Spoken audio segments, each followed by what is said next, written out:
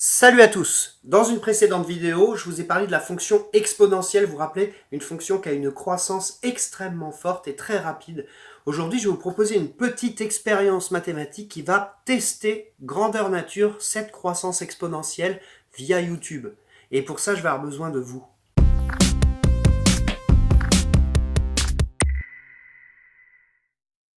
Alors, au moment où je posterai cette vidéo, on sera début janvier 2018. Bonne année au fait! Et par définition, au moment où je vais lancer cette vidéo, il y aura 0 vue. À partir de ce moment-là, toutes les personnes de mon réseau vont pouvoir lire la vidéo et on pourra vérifier et comptabiliser ces lectures via le compteur de YouTube qui se trouve en bas des vidéos. Pour l'instant, rien d'exponentiel là-dedans, je vous rassure. Seulement voilà, pour cette vidéo, je vais vous mettre à contribution. Rassurez-vous, rien de difficile, il suffira juste de partager la vidéo. Et si tout le monde joue le jeu et que vous partagez la vidéo, vous allez voir qu'il va se passer quelque chose de très mathématique. Chacun d'entre vous va propager cette vidéo sur son réseau. Du coup, les gens qui vont la regarder à leur tour vont me voir également demander de la partager et ils vont également la diffuser sur leur réseau. On aura alors un développement qui sera exponentiel, dans la mesure où la quantité de vues ne sera pas du tout proportionnelle au nombre de partages. Alors évidemment, le modèle que je viens de décrire n'est pas réaliste du tout, parce que parmi tous les gens qui vont lire cette vidéo, il n'y en a qu'une partie qui vont jouer le jeu en la partageant. Alors voilà le pari mathématique qu'on peut faire. À mon avis, le réseau moyen des membres Facebook, c'est environ 500 personnes.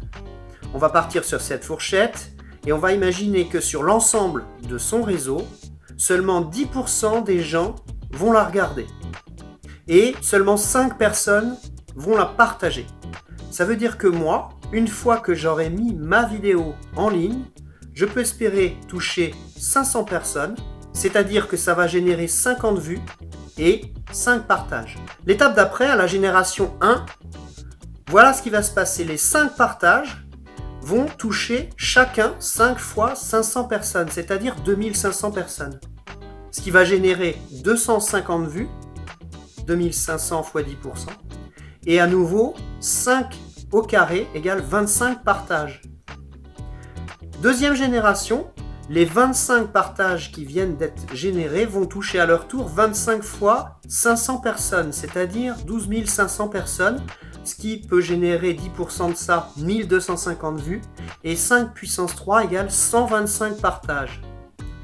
Génération suivante, les 125 partages vont toucher 62 500 personnes, ce qui risque de générer 6250 vues et 625 partages.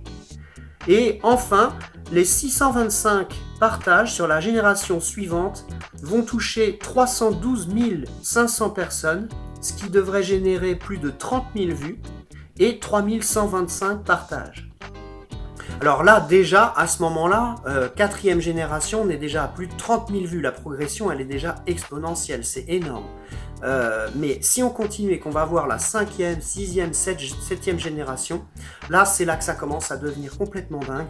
La 5e génération, ça va engendrer 150 250 vues. La 6e, 781 000 vues. 781 250, faites les calculs. Hein. Et la 7e, là, c'est carrément quasiment 4 millions de vues. En 7 partages. J'espère que vous comprenez à quel point la croissance exponentielle, c'est quelque chose de fulgurant. Et pourquoi, par exemple, c'est le bordel de lutter contre des virus qui, eux, ont choisi ce mode de développement. Alors, on vérifie tout ça? Alors, c'est parti. Je compte sur vous. Partagez cette vidéo. De mon côté, je ferai des points réguliers en commentaire de cette vidéo pour qu'on vérifie si oui ou non le compteur de vues de cette vidéo suit une croissance exponentielle. À bientôt.